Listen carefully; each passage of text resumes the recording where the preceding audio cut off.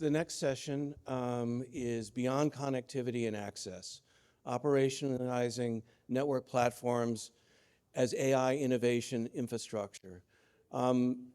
As artificial intelligence becomes integrated with scientific discovery, education, and societal decision-making, connectivity and access alone are no longer sufficient.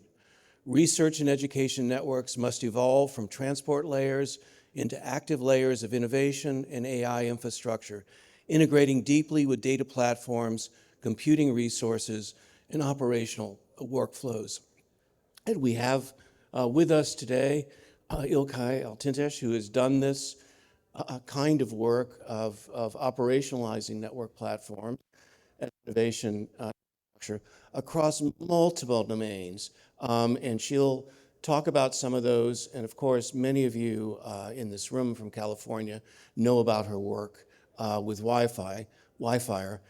She's the chief data scientist at San Diego Supercomputing Center, and she is also the founding faculty fellow of the Data Science Institute at UC San Diego within the School of Computing. Ilkay.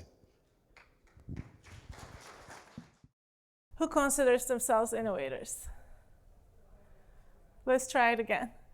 Because if you're a researcher, student, educator, technologist, AI is pushing for all of us to be innovators. So I think it changes our relationship with AI if we consider ourselves as innovators. So in my talk, I'll try to make the point. I'm about to give you a lot of information, by the way. So brace yourselves for that. But think of yourselves as innovators. And I'm at the School of Computing, Information, and Data Sciences, and the two units under it, both San Diego Supercomputer Center and the Halajolu Data Science Institute at UC San Diego. And a key part of the school is actually, it's there to integrate experiential education and innovation in the society together with, of course, education and research in the traditional sense. So in my various roles, a big part of my time is actually spent on AI readiness. What does that mean? Or AI strategy. Creating systems researchers and students use, and then enabling AI, or are we truly enabling that, or are we just providing access to compute and storage and letting everyone go?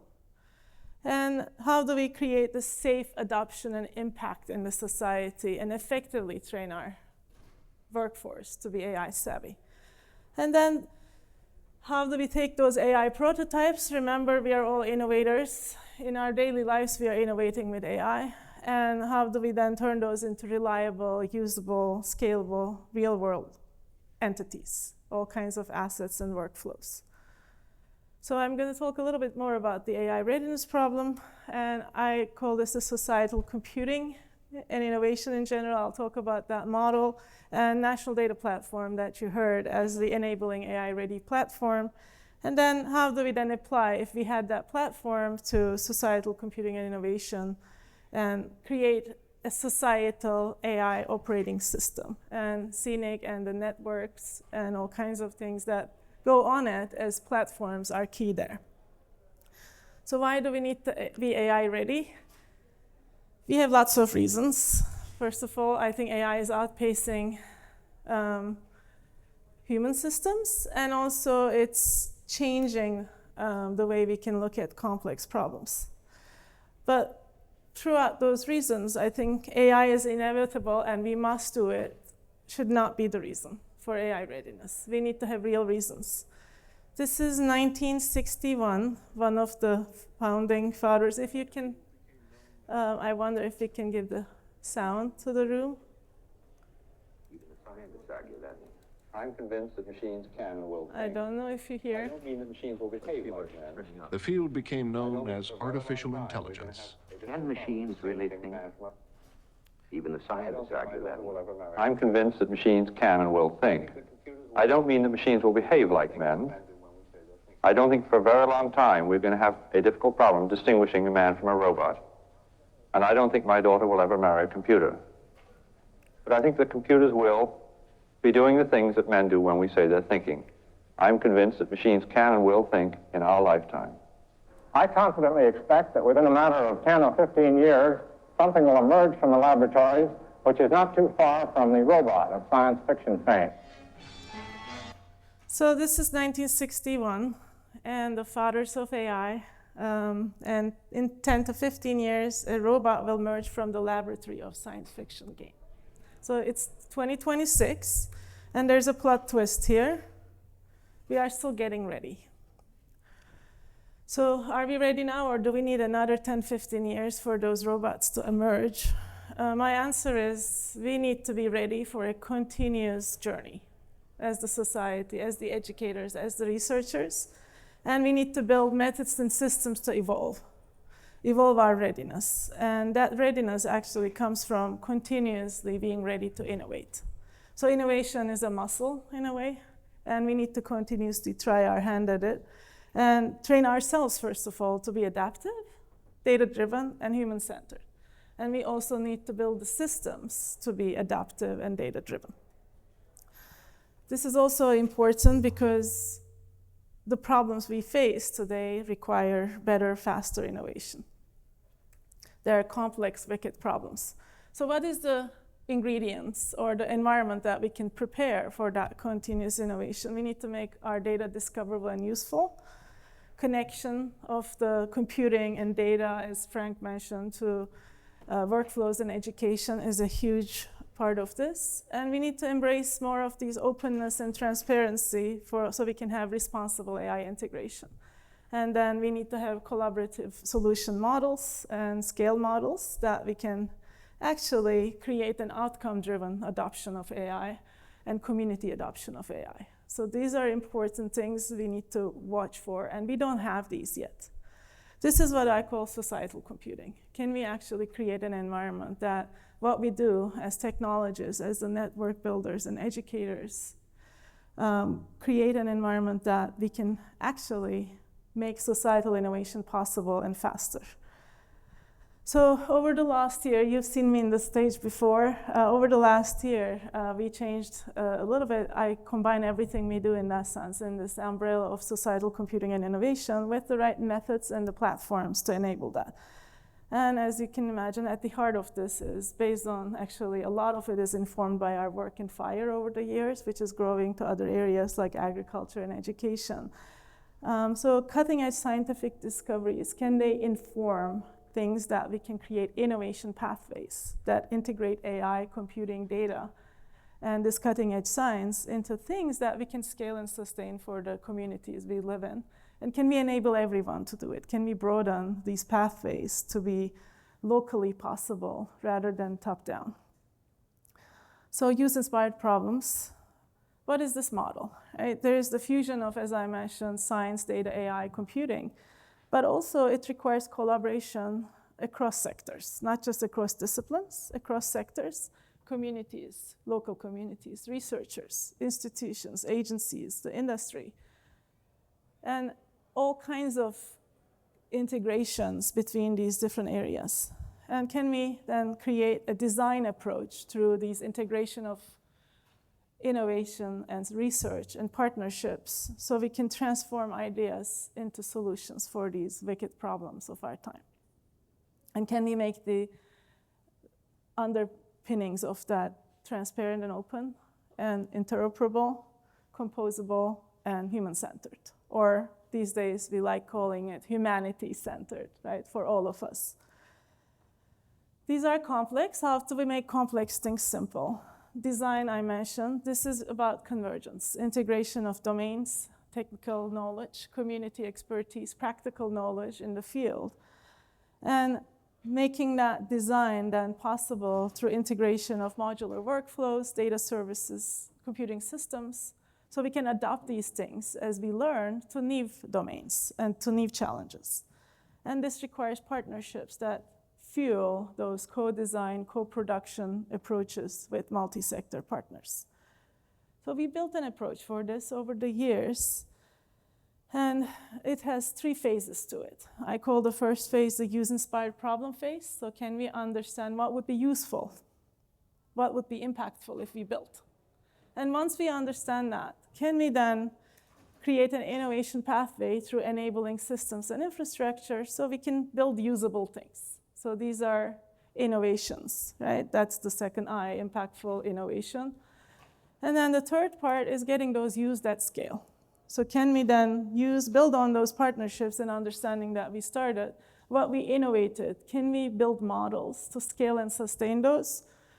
So we can integrate those into existing societal systems. So impactful things, turning those into innovations that we can integrate into societal systems. Useful, usable, used. These are the three phases that we work in. And the double infinitum here is not by mistake or coincidence, it's by choice, right? This is endless work, and we need to keep going at it. And I like seeing those, arrows in those double infinitum as human beings, right? We are all those people walking through this. And if you look at this, can you actually sort of identify what part of this double infinitum are you in?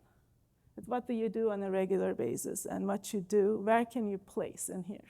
Because once we start looking at it like this, things start to shift. Things start to shift on how we use our expertise more.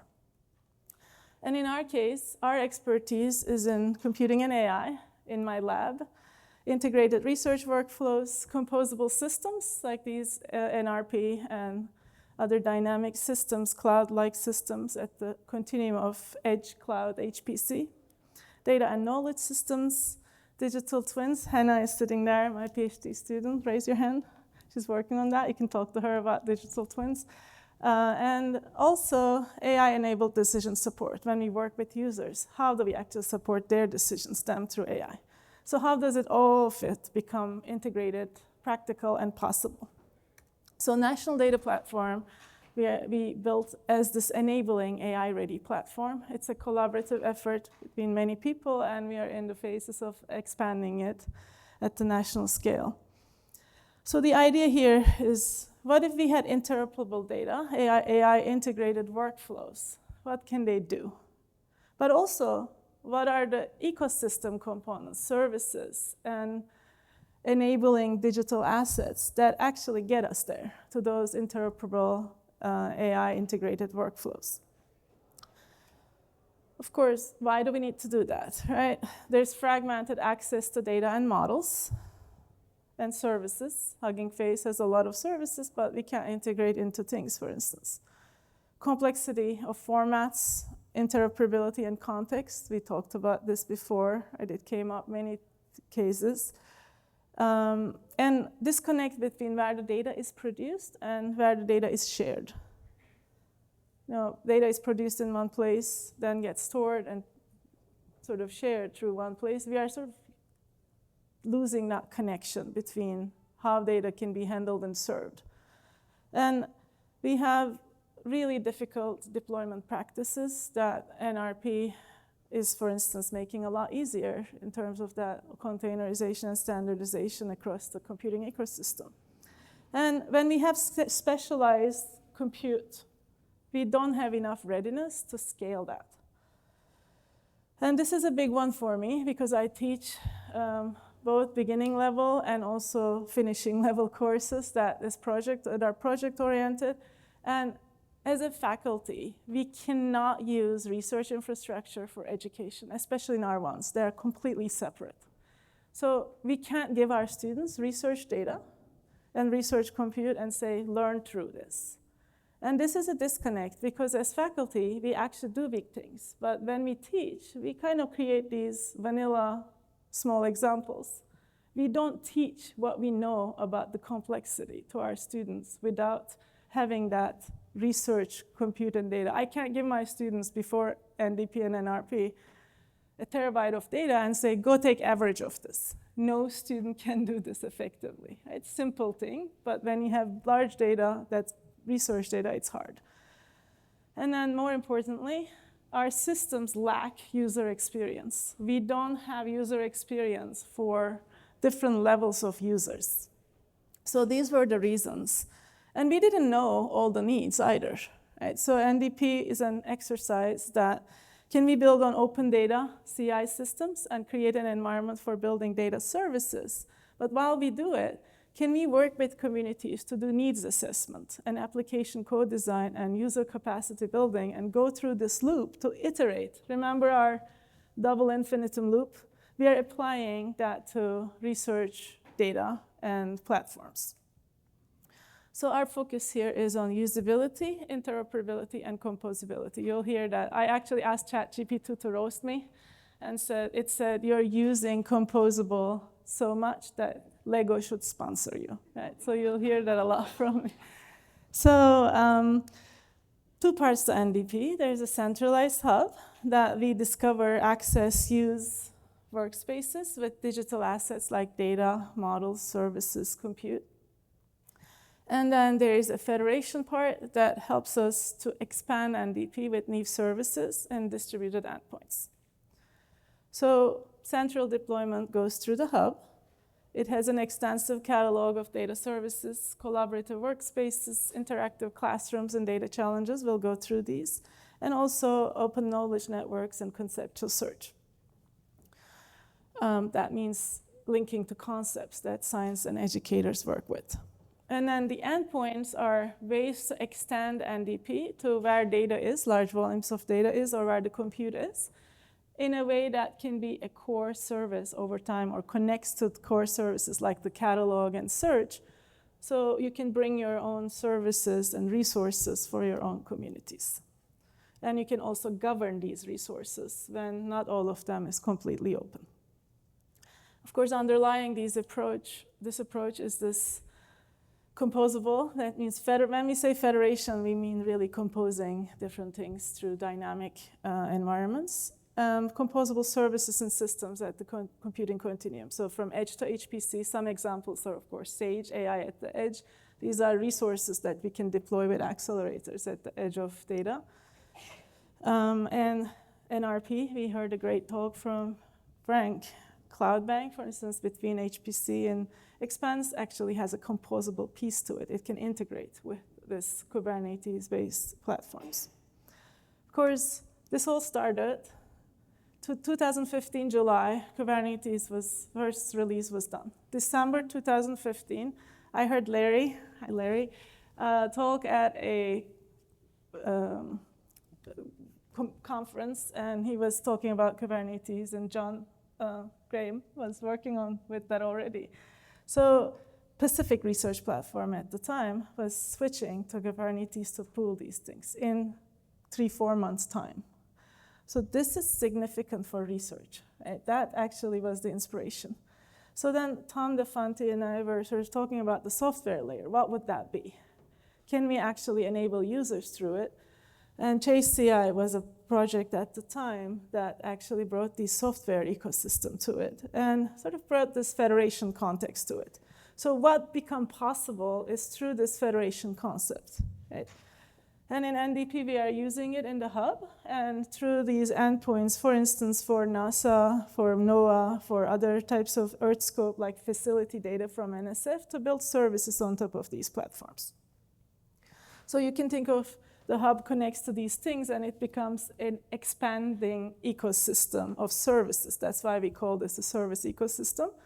But as you see, these core services of the catalog and identity federation and workspaces become possible both at the endpoints and in ways that connect to the central hub.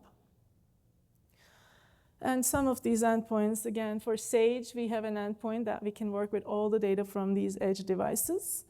An adaptive air quality sensing endpoint that brings air quality data, large amounts of it, for solutions in that space. EarthScope is an NSF facility for geophysical sensors. So streaming data and agentic, so actually conversational interactions with the data is possible. Earthquake visualizations on large earthquake simulation data. We can't move these data sets around, so we build the services next to data and compose or integrate those things into the hub, into workspaces through those services. And here's another fun for water monitoring. So what does it all help with? So basically, we facilitate data cataloging to make data discoverable, interoperable, reusable, and used at scale. Fair misuse, right? So we are adding use to it. And collaborative workspaces and customizable services to use the data, and national cyber infrastructure and cloud resource integration in a cloud-compatible way, and enabling the use of these deployment and development of AI-integrated workflows, both for research and also education and learning experiences for students. How does it work? You go to NDP, you discover digital assets, data, and other digital assets. If they are not there, you can add your own to the catalog. If you have large amounts of data or compute specialized services, you can add endpoints that extend NDP to those specialized environments. And then when you have all of those, you can start collecting them in these individual workspaces. I'm working with all of those things, and I put them in my workspace. I collect them there. Again, the whole workspace with models, code, data, I can then launch on, for instance, NRP or other compute resources. Default in NDP is NRP. And then how do I collaborate? In a data science or AI setting, we don't all have the same experiences. We need to collaborate more for integration of those AIs. So then these workspaces become shareable in what we refer to as collab studios. It could be in education, it could be in research projects, it could be in data challenges. So it encourages that collaborative work. And any workspace in those collaborative environments can be computed, and the results, instead of sitting in individual places, can be integrated into storage or exporting to community repositories that are integrated to those workspaces. Again, collaborative work is the main thing that we are trying to enable here through these individualized capabilities. So what gets enabled when you build a structure like this or infrastructure like this for usability, interoperability, and composability? First of all, you can streamline access and use for education. So suddenly you can use research things for education.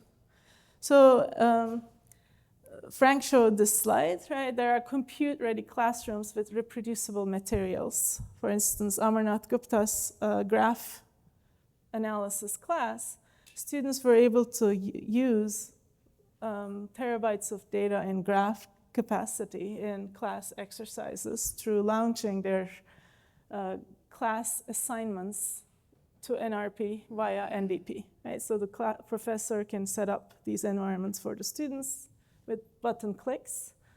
And sometimes we give support to containerization of some things. And students come in, they group there or individually work there and submit their assignments in ways the professor can evaluate them in a reusable, re-executable way.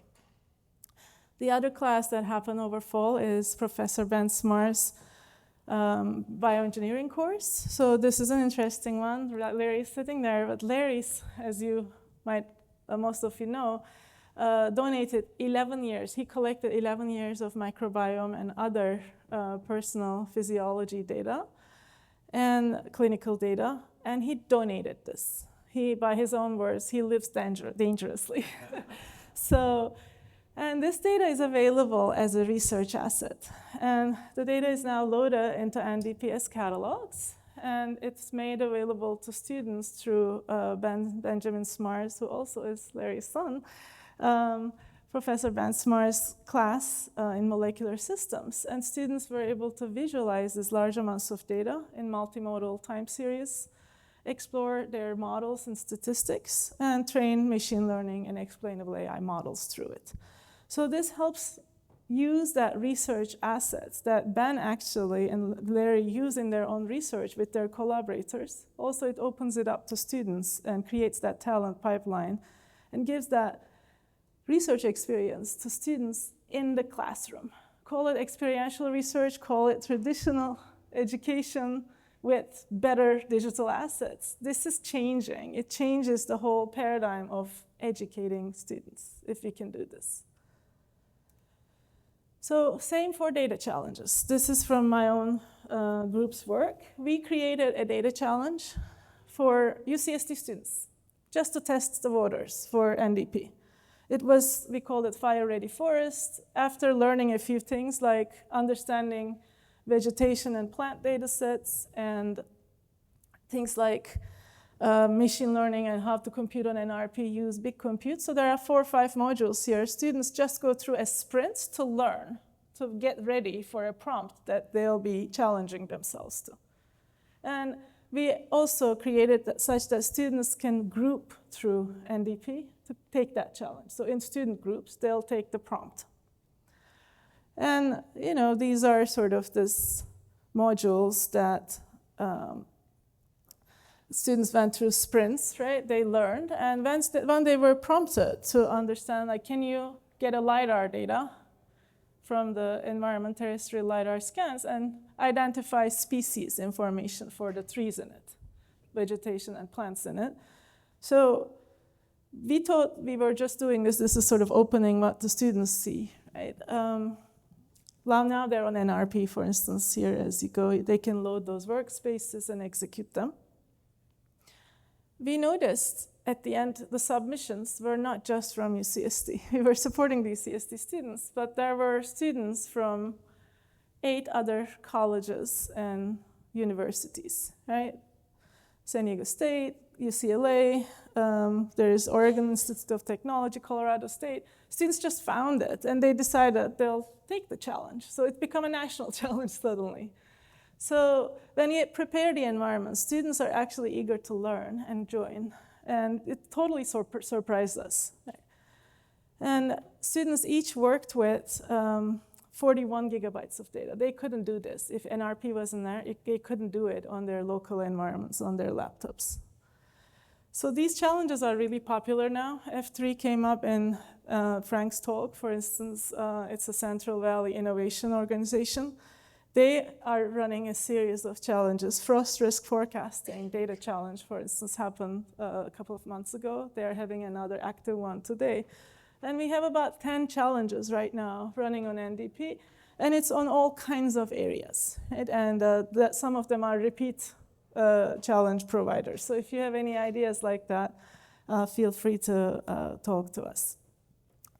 And there are also bridging, as I said, research, innovation, and education. When you talk about frost risk, the people who take it are actually not just students. They are innovators in ag tech that work under the umbrella of F3 Innovate.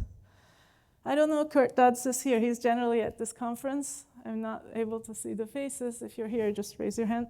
But last year, or a couple of years ago, when Kurt said that, we have this instrument data from the telescope and other types of simulation data, and it's stored in the Open Science Data Federation. Can we make that a catalog? Because we can't make others use our full data set that's in Johns Hopkins, and also the active data set that's in Hawaii, using the same usability interfaces.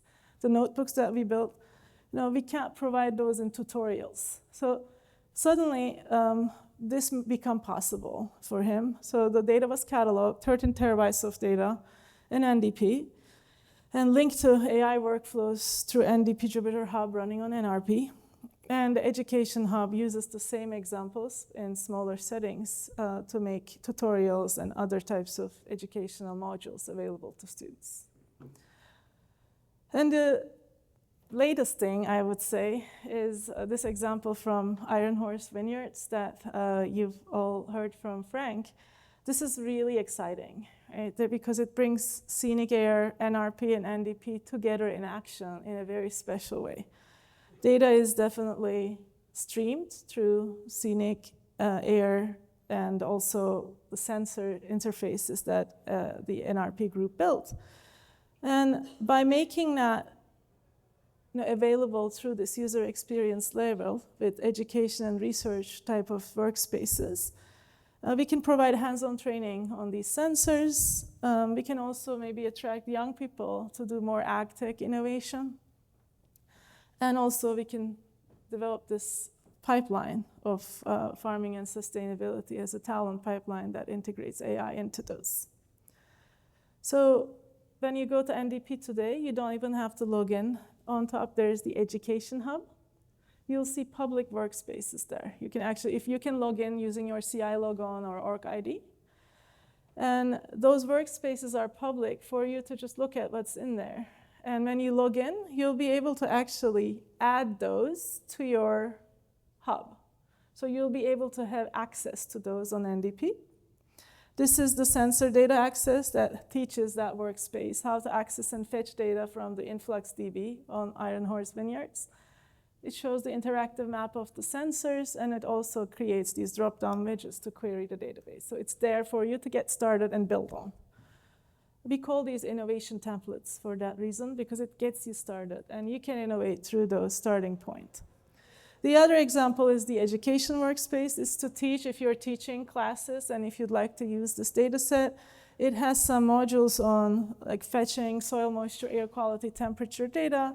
It gives you some examples of how to do data engineering, cleanup, ETLs, graphings, groups, basic statistics.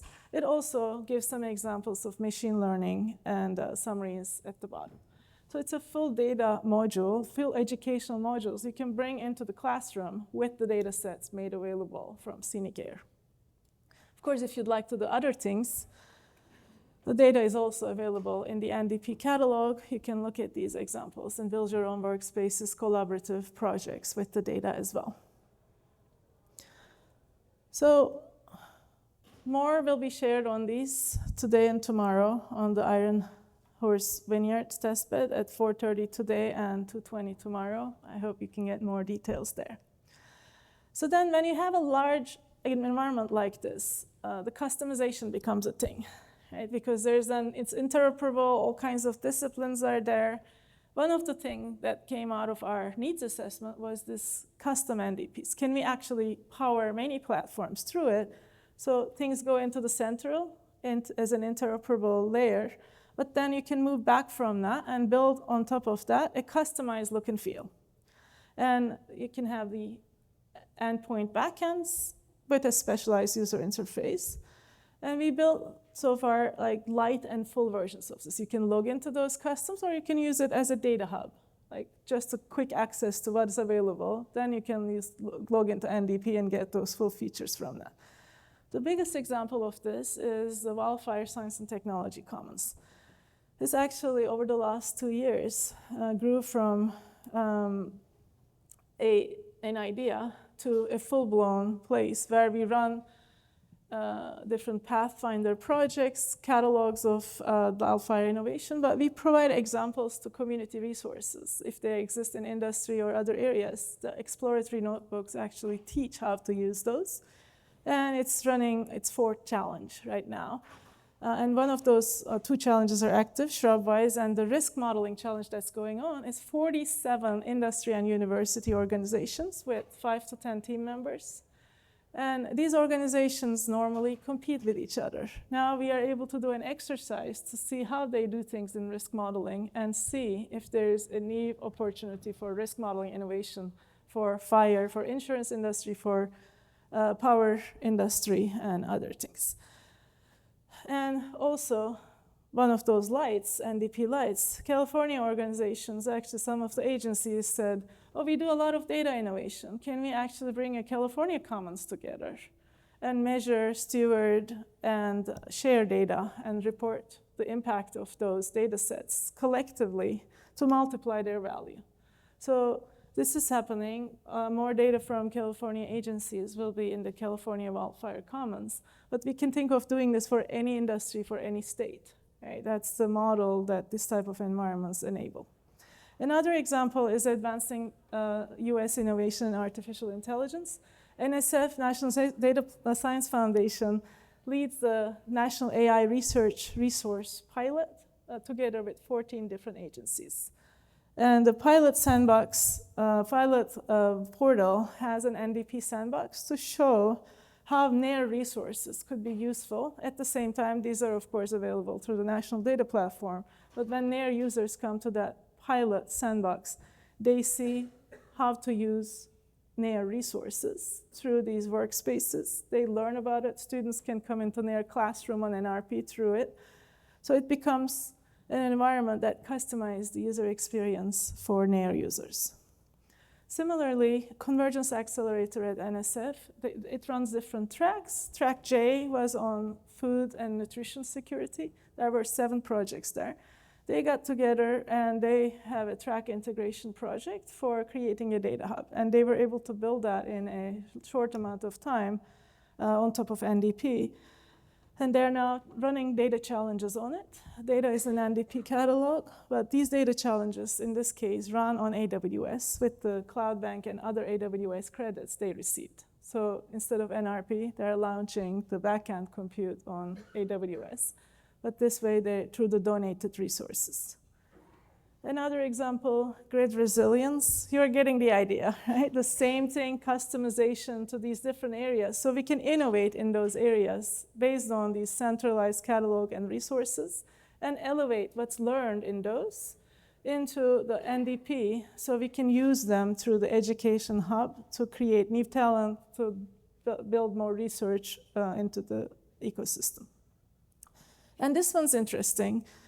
This is a DOE project with General Atomics and Cenic supercomputer center called FEDER, building on the Fusion Data Platform. FEDER will enable collaborative work between DOE's Fusion Innovation Research Engine collaboratives.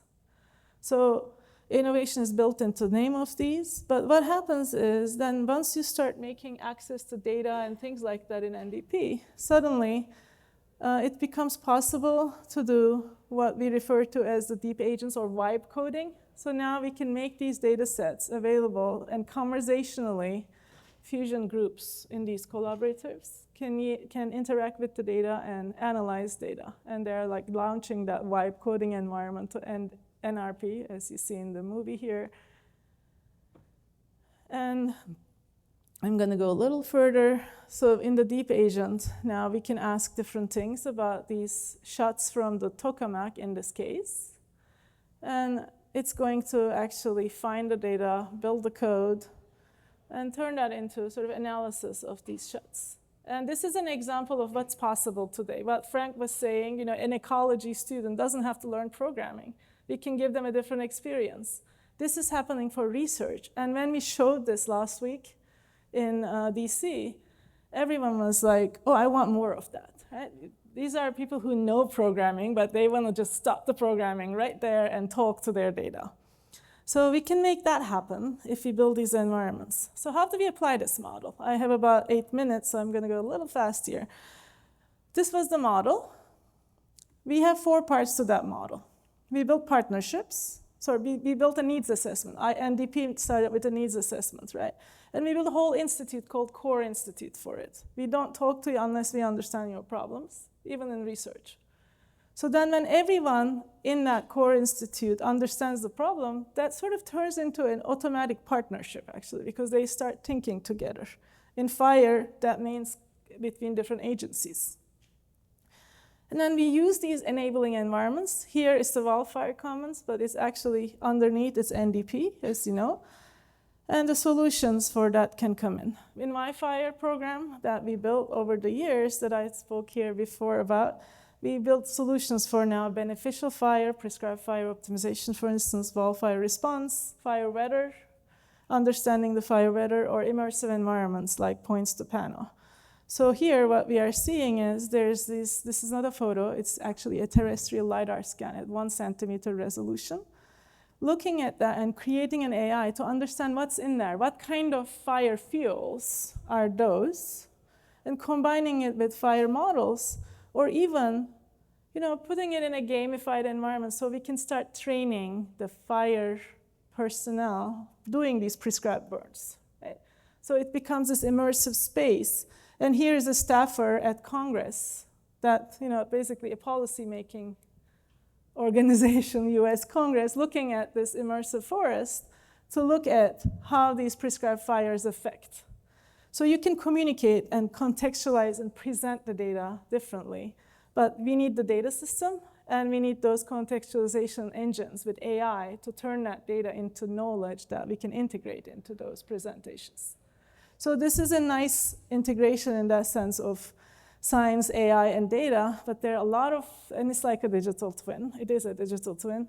There are many scientific types in it, and without a data system like this, to represent that knowledge even, from like 30-meter satellite data to 1 centimeter LiDAR data in different time scales, it's hard. So this is what NDP and the data systems, like that interoperability, usability, when we talk about it, we are actually sort of cutting that difficulty out of that pipe, or like reducing that friction. And how does that happen? Then these data sets are cataloged, and there are case studies that can be done in the WildFire Commons. So 40fuels.wildfirecommons.org presents all of this. But when you present it like this, it becomes like teasers, right? I showed you the immersive environment. It's a nice gimmick, but it's not useful to you. We've done it. It's a good communication tool. Now we are able to present that, and we also make the data available in the catalog with example workspaces.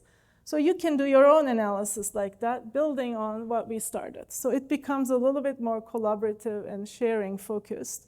And it becomes, that's why we call it the enabling platform, right? It enables the user to do things based on what others have done and helps us to teach each other. Wildland fire is only one of those domains, right? There are many that we mentioned across my talk. One other thing to application of this I'm going to give as an example is how we work with UC Natural Reserve System on their Sentinel sites. And it connects to California's 30 by 30 initiative. This is like 30% of conservation by 2030. And to establish baselines, tracking biodiversity trends, 30 by 30 lands, and how those trends go over the decades. These are the type of things they look at. But they didn't know how they could get there with their data and the sensors and edge devices on their sites. So we had a core institute. Core Institute created a report and defined some partnerships. NDP was used as the enabling infrastructure. So Core Institute defined, what would be a minimum viable product as defined by everyone in that environment. Natural Reserve System already has partners. Those partnerships defined how their field collected data can be shared, governed, and become a data hub. And all of the partnerships to build those, things like BirdNet or bath monitoring or 30 by 30 dashboards, they can now build on the data. So that's sort of how you apply this approach and sustain it. So this is what I call the societal AI operating system in my mind. Like, how do we operate these through the infrastructure that we build? Because, as I mentioned before, we are innovators, and AI will not transform the society by itself. How do we create more innovators and build and enable those innovators into the future? And how do we organize data, computing, collaboration around shared goals? NDP enables, in my examples, these, right? There's federated hardware and data and AI services in NRP, application workflows, and some more services in NDP. And CNDPs create these user-facing virtual environments. But since we have a shared platform, we can govern those resources collaboratively and create those in ways that protect IP, in ways that actually make sure we can effectively collaborate. So data and AI-aware service platforms, NDP, NRP, on top of networks like Cenic, right? That's what I'm talking about. That's why we're able to build these things. And I think that's what provides this type of enabling operating system. And thanks for all your contributions to it. I think everyone in this room contributes to those enabling platforms. And what I try to really show everyone is just, the sort of tip of the iceberg that we are seeing in these when we start building these, how things start happening fast. All of the things that I showed you today, other than the firework, happened in the last 2 years. So this is the impressive part of this, right? Once we build in a way that we understand user needs and experiences, we can build more together. And I hope I was able to convince you there's an innovation approach here and you're all innovators. Thank you.